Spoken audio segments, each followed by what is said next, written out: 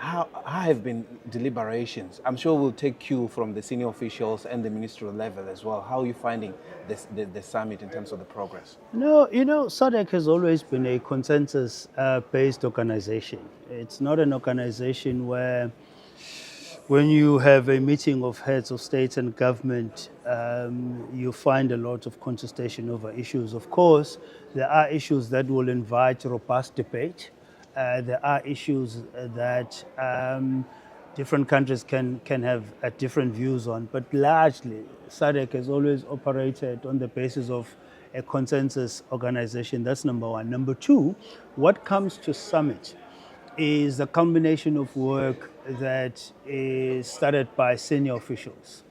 It then goes to the Council of Ministers, where those issues are thrashed to some level of detail.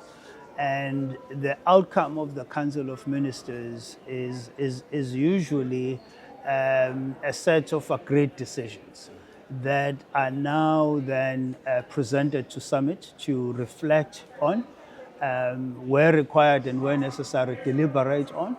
And then those decisions are adopted as summit outcomes, and they're communicated, be it in a summarized version in the communique. And so we're not expecting that there's going to be a lot of issues where countries are going to differ and have debilitating debates that will run into the night. Obviously, where you need more thorough discussions, those discussions must ensue. Yeah, let's look now at some of the issues that have been happening in the region as well. The issue of migration being spoken about even prior to this summit gathering here in Durban.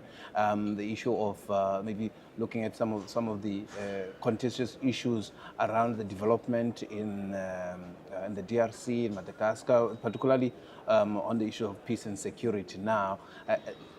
Those two issues, how is South Africa navigating that? What sort of an agenda are we setting? Migration, peace and security, looking at Madagascar and other topical issues of security of concern for the region? Well, with respect to migration, there is understanding and acceptance that that is not a South Africa-only challenge.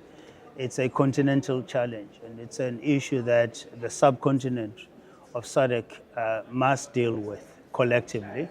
There's also agreement that it's an issue that may be best dealt with at an AU level by the continent collectively. And so it's not an issue that makes South Africa an agenda item. That's not the case. There's acceptance that the push and pull factors behind migration are challenges that different countries must respond to, individually as well as collectively, more importantly. With respect to peace and security, President Ramaphosa has received a very encouraging update in out of Madagascar, for example, which summit will receive, if not already, that the process in Madagascar is progressing quite well, as per the briefing President Ramaphosa has received. Sectoral dialogues have begun. A national dialogue will soon commence. Work is underway with respect to electoral law reforms to make sure that as you pursue leadership transition to a more constitutionally elected form of government that is guided by a legal framework that is inclusive, that ensures that all voices are appropriately heard through the ballot box in the country. And so the updates coming out of Madagascar are increasingly encouraging. We still have other pockets of instability, particularly in the Eastern DRC, and the region continues to be seized with assisting the parties there, particularly the DRC, find ways of coming out of that conflict. I think what you will see is a sort of a central feature and theme with respect to peace and security is that the region has really perfected responding to these challenges very quickly. So in Madagascar, you have a panel of elders that is led by the former president of Malawi, Dr. Joyce Banda.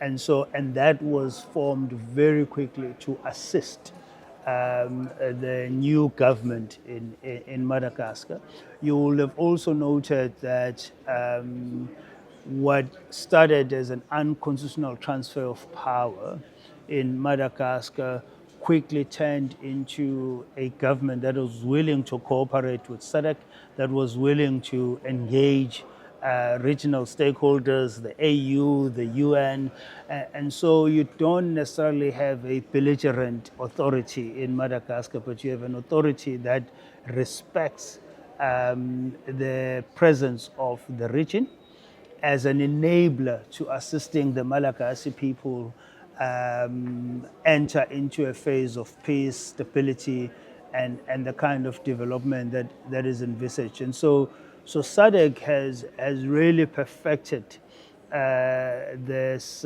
call it a mechanism of responding fairly quickly where there are issues of instability, and in a way exerting the kind of regional authority and support and assistance that is required by those parties. Yeah, I think let's conclude there, because I'm aware the meetings are still ongoing and now the number of decisions are still going to be made as well. Overall, I think we'll release you so that we can actually get a clearer picture now in terms of what are some of the issues that are going to come up throughout the day as well. Let me thank you so much for your time. Thank you. All right. This is Ubuntu Radio. Ubuntu Radio, a product of the Department of International Relations and Cooperation, South Africa.